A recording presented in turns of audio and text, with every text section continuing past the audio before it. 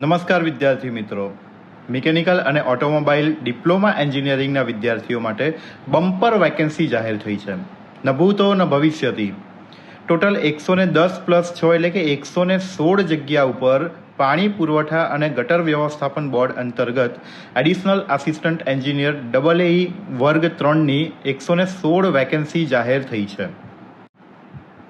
જે વિદ્યાર્થીઓએ diploma mechanical અથવા ઓટોમોબાઈલ એન્જિનિયરિંગ કર્યું હોય એ વિદ્યાર્થીઓ આ ભરતી માટે ફોર્મ ભરી શકે છે. શરૂઆતમાં મિત્રો 49,600 રૂપિયાનો તમને પગાર મળશે. 110 ટોટલ વેકેન્સી છે.